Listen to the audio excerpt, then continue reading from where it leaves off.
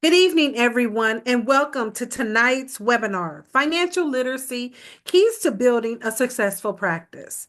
My name is Linda K. Tyler, and I am the Director of Business Development for ASDA.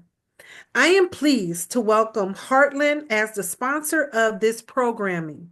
We're glad you've joined us this evening as we have an informative and interactive presentation planned for you. As a reminder, all participants in tonight's webinar will be entered in a random drawing to win a $50 Amazon gift card.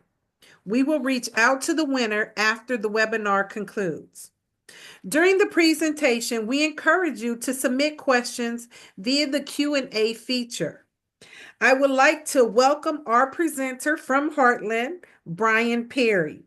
With nearly 15 years in the dental industry, Brian brings a wealth of experience from large DSOs to private practices as a campus recruiter for the past 4 years. He's been a trusted guide for students, helping them navigate career paths with expert insight and a passion for mentorship. Please join me in welcoming Brian. Good evening, Brian. Oh wow, thanks, Linda. That was I don't know. Hopefully, I can live up to that introduction. That was that was quite incredible. Well, Oh, I'm you will. well, jury's out. We'll see. But thank you again. I'm super excited to be here to chat with you all tonight about financial literacy.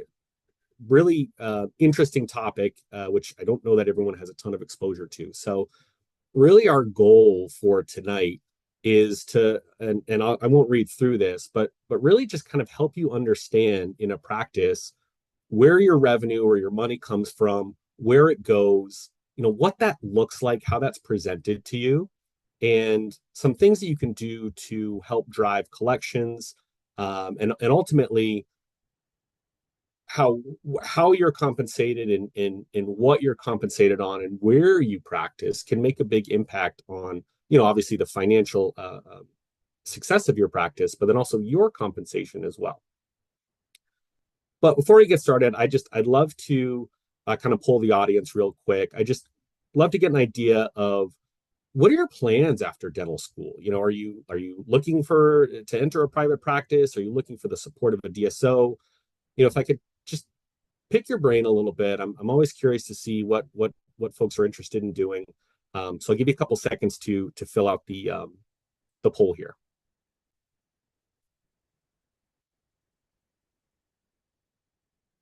And for those that answer something else, I'm really curious to see what that would be.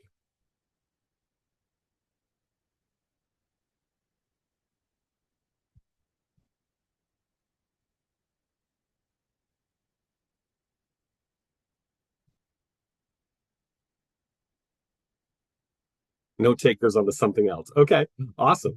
Well, hey, I appreciate your time. Again, super curious where everyone's headed.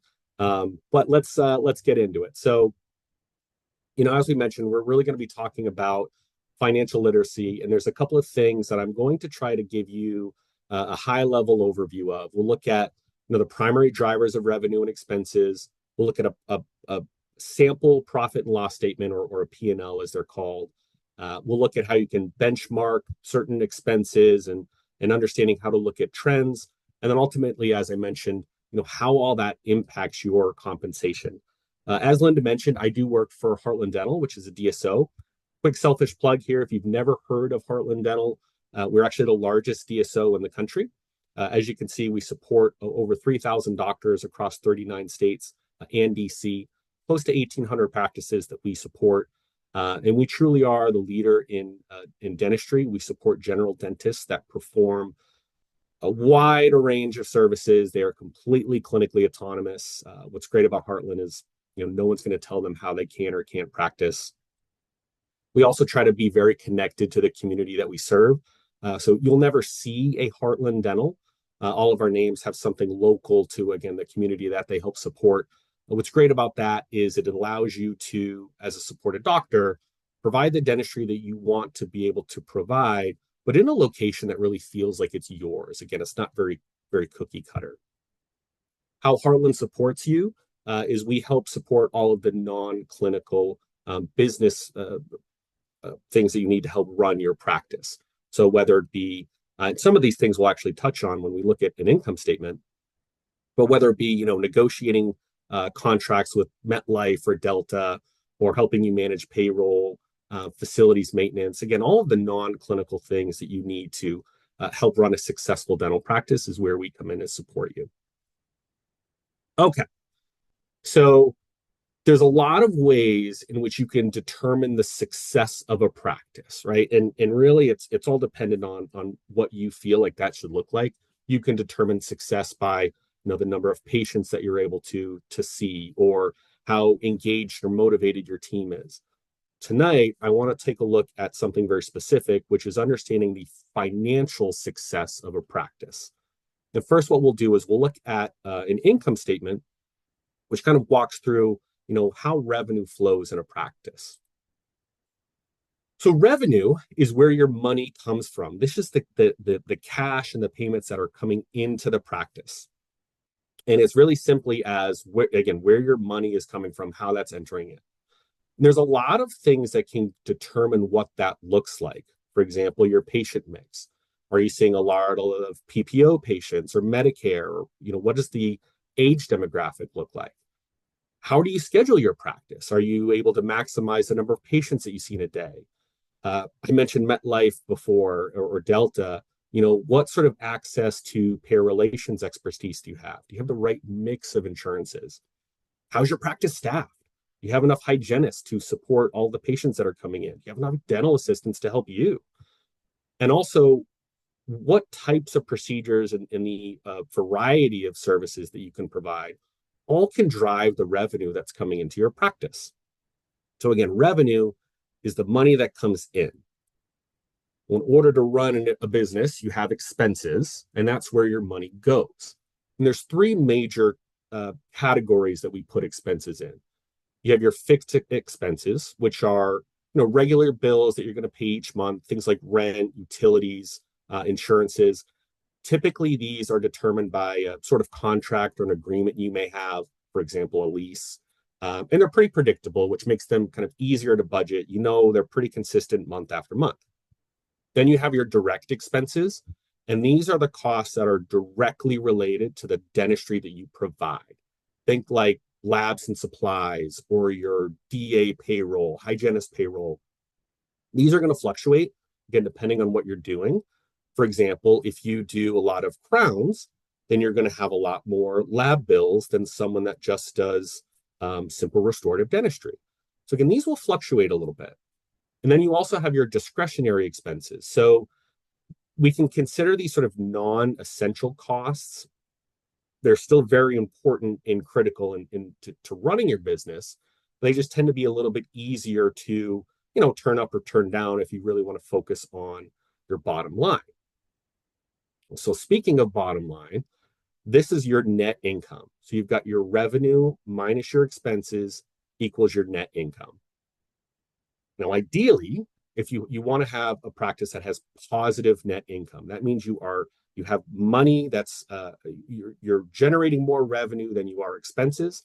And that's sort of the gold star of running a successful practice from a financial standpoint. Again, is that you're generating positive net income.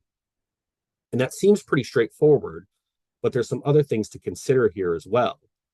If you have a practice that's generating money, you're paying all your bills and you have money left over, well, that affords you the opportunity to do some pretty creative things with your practice.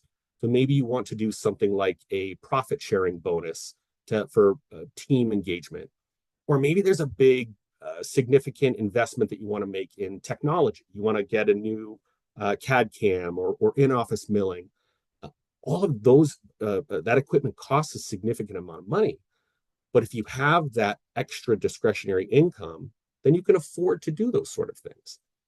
So positive net income, again, not only determines what financial success looks like, but also how you can grow your business down the road. So I want to take a second to kind of present how that's presented every month. So something called a real life example of an income statement or a profit and loss statement. And this is typically how it's presented. The very top, you'll have your revenue. Again, this is all the money that's coming into the practice. And you'll see anything that may impact that. Here we have our practice collections, and it looks like this practice did a refund. Refunds can happen. Maybe patient can test something on their bill, and you agree to that, so you refund their money. So in this report here, we're looking at a fictitious practice. We're looking at their October numbers, and then so far what they did this year from January to October, and then we're comparing that to the prior year. So here you can see that this practice generated a total of $148,000 of revenue. So far this year, they've generated just shy of 1.5 million. And again, the way that it's presented, we can also see how that compares to last year.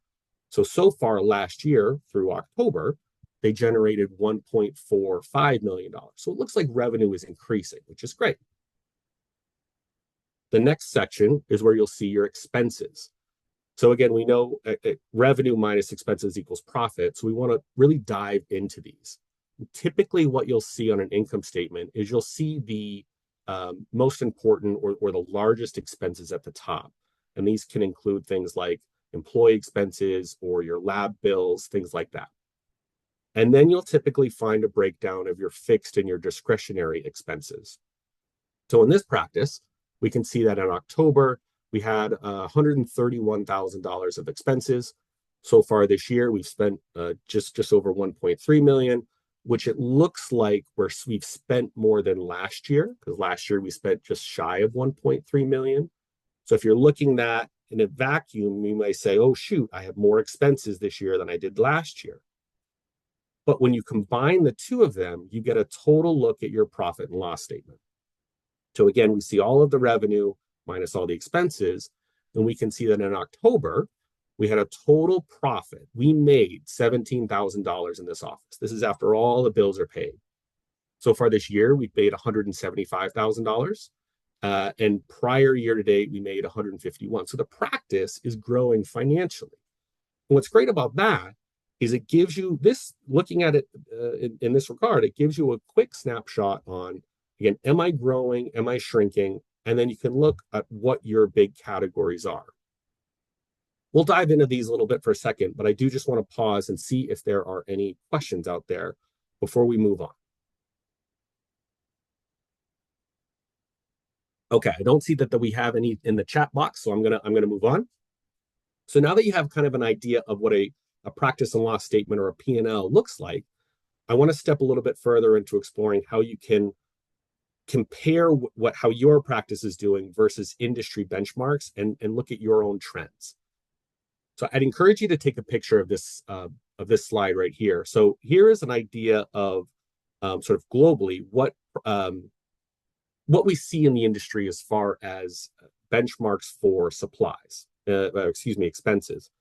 So typically, practices are going to run about 15% a combined expense in labs and supplies. So comparing, ultimately, when you have your practice or you're in a DSO or wherever the case may be, you can kind of compare that number and you go, oh, are there ways that I can control this to get maybe more in line with, where the rest of the industry is? You may not know where the industry sits, and that's okay as well. But there are really 5 big things that you can look at to determine, how am I trending within my own office? And I'll touch a little bit on each of these, but really these are the 5 kind of most important or common ways to look at, how are you doing? So the first is you have your revenue trends, right? So is your revenue increasing or decreasing, or is it generally stable? Then you have your expenses, right? So are there certain categories that are growing disproportionately to other categories? Are you noticing that, all of a sudden I'm spending a significant more in labor than you do somewhere else? So we have a question here on, do you consider your own salary in the P&L? So it depends on how you're paid. Most private practice owners will pay themselves to the profit of their practice. But if you're looking at your profit and loss statement and you see that one of your major expenses is salary and it's over that 30%-ish mark, generally what that means is that doctors are paid through a salary expense in their P&L, but everyone's a little bit different. Um, Statement generally. Great question. So I was going to touch on that in a second, but usually any practice software should be able to generate a version of an income statement. Or a lot of private practices may use a QuickBooks or something like that. But there's a ton of third-party softwares that are out there that can do it. Or if you're working for a larger company, they usually have a team that kind of facilitates all of that for you. But generally, you'll have your operating software be able to present a version of that kind of at a whim, right? You could look at it weekly, daily if you really wanted to, but monthly is where you're going to start to see those trends. Again, speaking of trends, you'll also have trends in profitability. I'm skipping percent of revenue for a second, but you'll see is net income improving over time. So we took a look at that fictitious office. We saw that so far this year, it looks like our profit overall is improving compared to last year. That's great. You can also do a monthly comparison where you're looking at, well, how did I do this month versus last month? But I would err on the side of caution here a little bit. There's a significant ebb and flow into how practices perform month over month. And if you think about it this way, so February has 28 days. So there are less working days in February than there are in March. So if you're comparing your results for February to March, March should always be a little bit higher. So on the flip of that, if you're comparing April to March, there's less working days in April. So you may think, oh no, I'm sliding down, sliding backwards. So when you're looking at month to month, what you actually want to look at is how am I doing so far this year through this month, whatever month in question, and how does that compare to last year, same time frame? Personally, I think the best way to look at trends is your percentage of revenue. And what this means is you're looking at your expenses as a percent to the revenue that it brings in. Take labs for an example. So if you just look at your lab expense, and last month you didn't do any labs at all, or any crowns at all, or maybe you spent $1,000 in crowns, sure. And then this month you've spent $5,000 in crowns. You may go, oh my God, my lab expense is 5x what it was last month. But maybe last month, the percentage that you spent of your revenue, let's say it was 6%. And this month, although you spent more dollar-wise, if the percentage of revenue spend is less, let's say it's 4%, that means that you've generated more profit even though you've spent more money. So again, just things to think about. But if you're consistently reviewing and understanding your income statement and looking at these different trends, you'll sort of gain insight into your practice's financial health and really be better understanding or better equipped to make more strategic decisions as you think about, well, where do I want my practice to go financially? All right, let me pause here to see if I've missed some questions. Can you show stock ownership on the P&L sheet? I don't know the answer to that question. So I would have to get back to you on that one. I think it really depends on how the stock itself is presented. From a Harlan perspective, that's not shown on the P&L because it doesn't negatively impact the expenses of the practice, but that may not be true for other practices in the industry. Generally, if there's an expense that is funded by the practice itself, that is going to show on your income statement. If you're part of a larger group and it's a company expense, you might not see that on your individual practice's income statement. Okay, so moving on. So we've discussed really kind of understanding the income statement and the importance of evaluating how you're doing. But I would like to take a look at now how a practice can actually collect the revenue that's owed. I'm assuming most folks out there know that there is a difference between production and collections.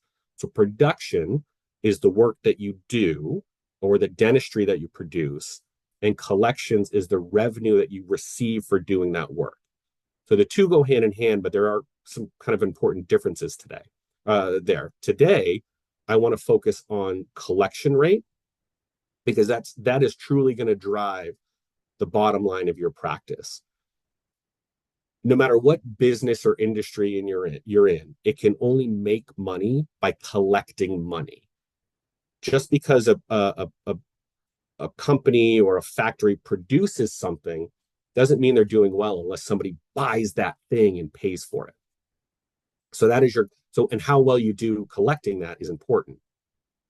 So let's chat about some of the things that can really help drive the percentage of collections, um, and kind of what can do that. So depending on how your contract is structured, how you're paid, you're likely going to be entitled to a percentage of your collections. Most folks talk about, I'm going to get paid X percent of my own collections.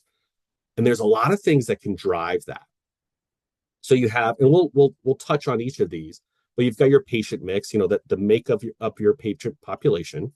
How is specialty handled in your practice? Are there any fees or deductions that are taken out before your collections are calculated? How effective is your practice at collecting money?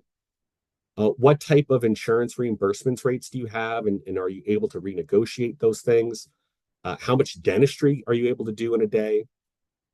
And also, what types of services or procedures do you offer? So let's kind of dive into each one of those. So the first part is what is your patient base?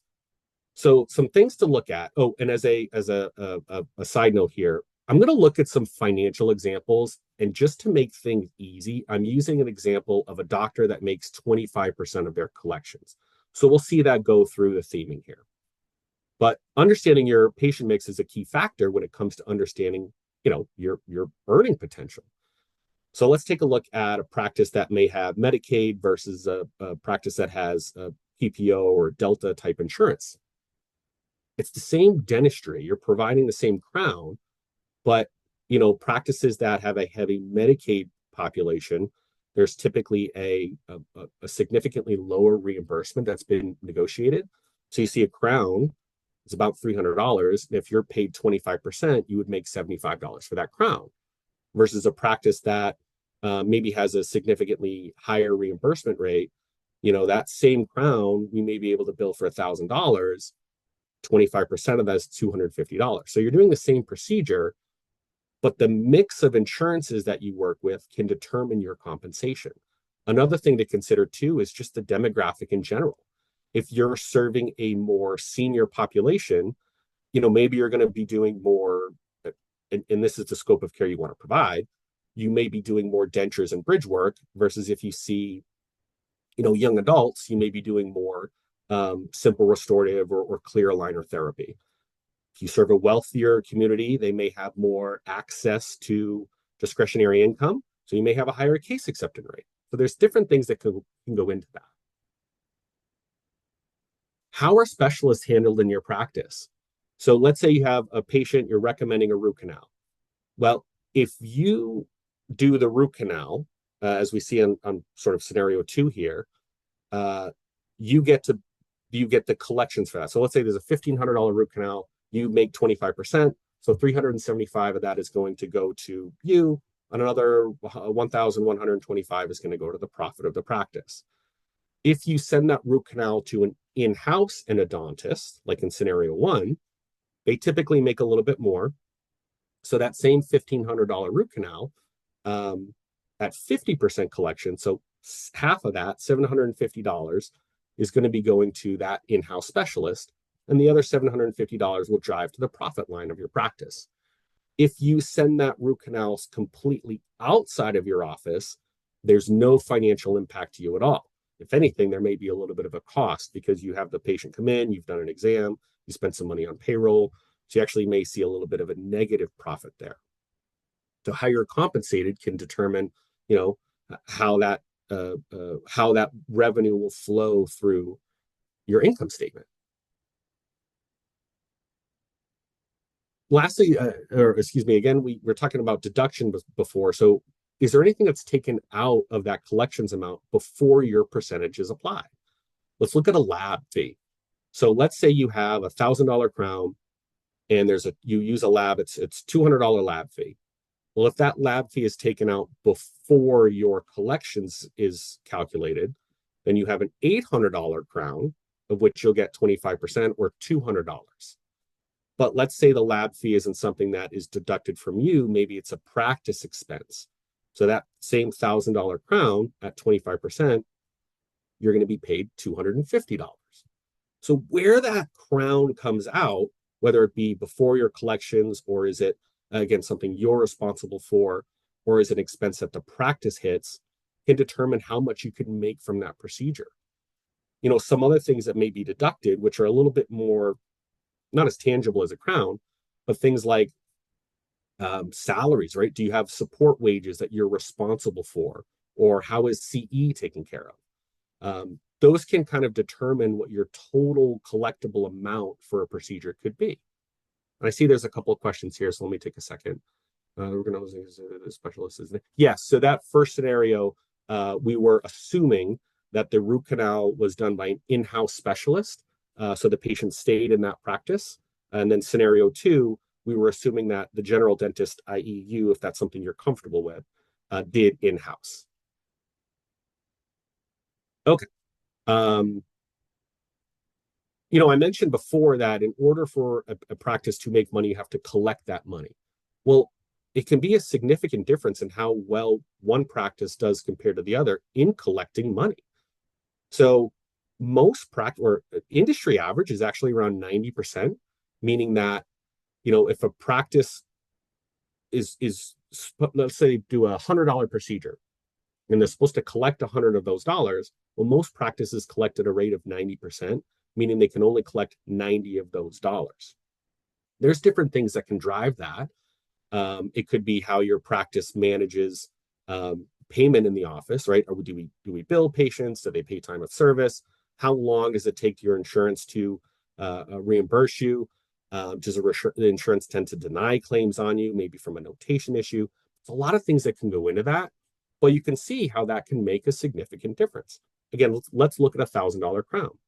So $1,000 crown that you get paid 25% of, but the practice only collects 90%. So the most you can collect or be paid on is 90% of that, so $225, versus a practice that, let's say they're almost at 100%, they're at 99%.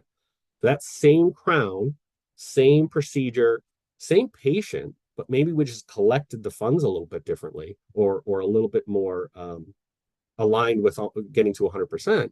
That same crown you're paid $247 for versus $225. So how well a practice can do collecting money can impact your compensation. And then we also have practices that participate with insurance. So dental insurance can be super complex. There's a lot of fees that, maybe they fail to keep up with inflation, or sometimes insurances can create a headache for providers. In practices that have sort of a well-established relationship with their dental payers, you may see higher negotiated rates than others. For example, let's look at hypothetical private practice. They may not be able to leverage their size to renegotiate with insurance companies. So you have $1,000 crown, that's the negotiated rate, and we make $250 on that. A larger group may be able to renegotiate higher fees. So that same crown could be reimbursed at $1,200 versus $1,000, and at 25%. So you're making $50 more just because you've renegotiated that rate with the insurance companies. Unfortunately, a lot of doctors in private practice are sort of forced to accept what the insurance company is willing to pay. And there's no really ability to challenge that. Not that there's anything wrong with that. Just know that if you are in a practice that participates with a lot of insurance, you're going to want to know what is their reimbursement rate. Okay. On this next slide, I want to kind of put all of that together. And I will warn you, it's a little bit busy of a slide, but I think it kind of speaks to, if you look at all of these things put together and what that can look like. So we've got the types of procedures that you can do. How is specialty handled? How does a practice collect? What is your compensation? And I think it speaks a little bit to, percentage of what. So if I'm paid a percentage. I make 35% is my contract. Well, you're always going to ask 35% of what? And here's an example that kind of details that out. So we've got three doctors and really three different outcomes. And again, the last two big influencer of collections are how much dentistry you are able to do or feel comfortable doing, and which services you are able to offer. So again, there's a lot of factors, but this can illustrate what a practice can collect. And we've got three doctors. We've got Dr. Kahn, Dr. Roberts, and Dr. Fisher, hypothetical practices. Dr. Kahn's practice, likely supported by a DSO. Dr. Roberts is kind of like a more of a private practice sort of feel. And Dr. Fisher, maybe a little bit more state agency or FQHC. All very important practices to have. But you can see that there's a different patient mix. You can see that there's a different structure to deductions, collections rate. And while Dr. Kahn maybe has a lower collections, maybe that practice performs a higher collection rate. So you can kind of see that the nuances when you put them all together. Again, it's a little bit overwhelming of a slide, but you can kind of see where all of these things can factor in.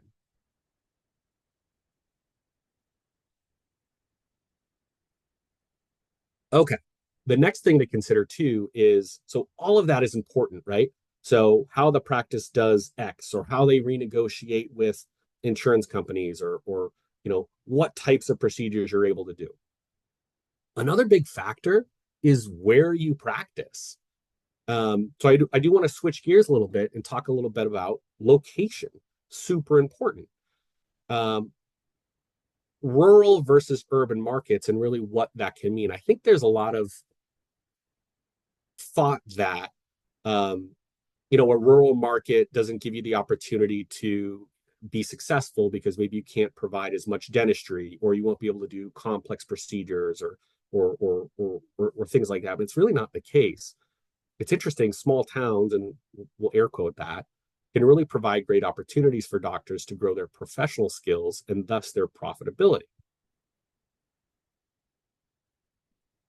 So what's interesting about rural markets is you tend to have a stronger patient base that's in need of a wider range of dental services. And there's typically fewer dental practices, which means more opportunities to make a significant impact. Again, if you're comfortable having a wider scope of care, the more rural you tend to be, the more opportunity you have to do that. One of those reasons too is maybe there's a lack of specialty. We were talking about endo before. If you're comfortable doing endo, you probably have a better ability to do that within your practice if there's not a close endodontist to refer to. What I think is really interesting when you look at the actual numbers and the data driven by that we see in rural markets. So I think this is a really cool slide. So here you can see. So this is data from 2019 new grads. And again, it kind of puts everything into perspective specific to the size of the market that most folks are in. So, and when I say rural, I don't want you to think that I'm talking about kind of as an example, I live in a town with 8,500 people. This is very rural. But small rural markets are just shy of 100,000 in population. So it could be big areas. And what's really interesting is when you look at like year 3, for example, so total compensation that we saw in new grads 3 years out of school in urban markets, right? So cities of more than 1 million people, average compensation for those doctors is $262,000 for a year. Same graduating class in a rural market, so again, 100,000 or less, we see those doctors making an average of $423,000. So where you practice can be just as important, if not more important, than how you practice. Hopefully, there's a lot to go over there, but and we've covered a ton of information. But hopefully, I've given you some insight on kind of what an income statement looks like, how to practice how to compare your practice against industry benchmarks. And if I can leave you with one piece to that, it's knowing that your profit is how you determine the financial success of your practice. And it's really going to determine how you can reach your professional financial goals. And it's really driven by your revenue, how your practice receives money, whether it be renegotiating insurance, how well you do collecting, what type of procedures that you're doing, right? Are you able to do more specialized procedures in your practice, which tend to be more profitable? So you've got all of that money coming in. And then what do your bills look like, right? What are your expenses? How do you keep track of those? What are some things that are really driving expense in the practice? How do you compare those trends to the revenue that's coming in? And ultimately, that drives the profit in your office. I want to throw a couple of selfish plugs up here from Heartland. So, wanted to throw out there, we do have some awesome opportunities for you folks that are graduating. We've got some really cool, more rural markets with some higher guaranteed comps and some sign-on bonuses. I also want to take a picture of this. So my name is Brian. Again, I'm part of our campus recruiting team. I help support schools in sort of the Northeast and Ohio area. But take a snap of this so you can, reach out to some of our other folks as well. And then lastly, for more information just about Heartland and how we support our new doctors, feel free to scan this QR code and it will bring you to our campus landing page. But I'd love to answer any questions you have if we have time, or if I missed any questions. Thank you, Brian. So please feel free to pop your questions in the Q&A feature that's located. There was a question about when you were talking about the payments, the Medicare and that sort of thing, the Mhm. specialties. And one of the questions that came up was, is this based on a sliding scale? The So numbers the that you example, yeah. provided. So the example that we had on there it was not a sliding scale. There are some. Um, so I'm recalling from memory. So we don't do this at Heartland, but there are some. And if I'm not answering your specific question correct, or the specific of your questions, let me know. But there are some specialty contracts out there that their compensation may slide depending on the amount of production or the amount of collections that they have. And there's certain gates in there. I'm going to make these numbers up, but it could be something like you have a specialist that if they produce $40,000 of dentistry, they're paid 40% of their collections. Or if they produce $50,000 of dentistry, then they're collect 50% of their collections. So there can be a sliding scale for specialists. Specific to Heartland, we don't have that. In fact, we don't tend to have a lot of specialty because our general dentists usually do that. But I don't know if that answers the specifics of your sliding scale question. The example that I put on there was, let's just assume we have a specialist and let's just assume that they have a higher compensation percentage than the general dentist. And typically you'll see that with specialty, they're usually comped a little bit higher because they're rendering a more a specialized procedure. And I used an example of 50%. Thank you for that, Brian. We do have another question.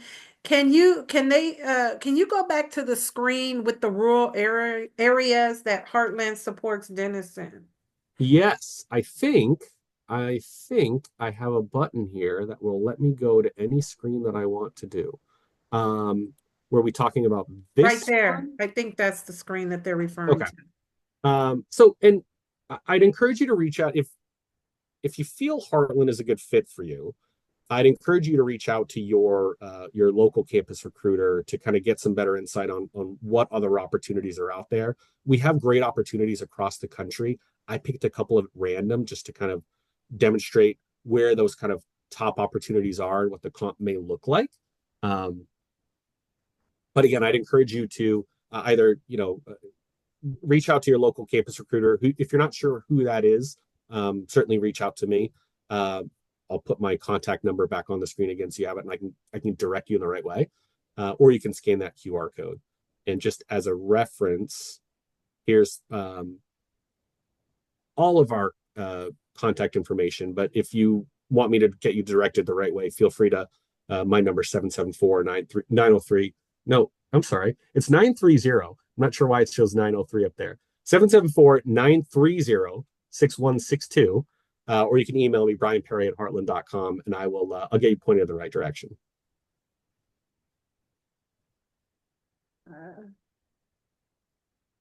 Uh, they were just saying thank you. Are there any other questions before we wrap up?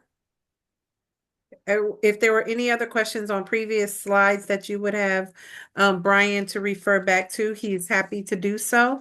Yep. If not, we know it's been a long day for you all, so we're not going to prolong it.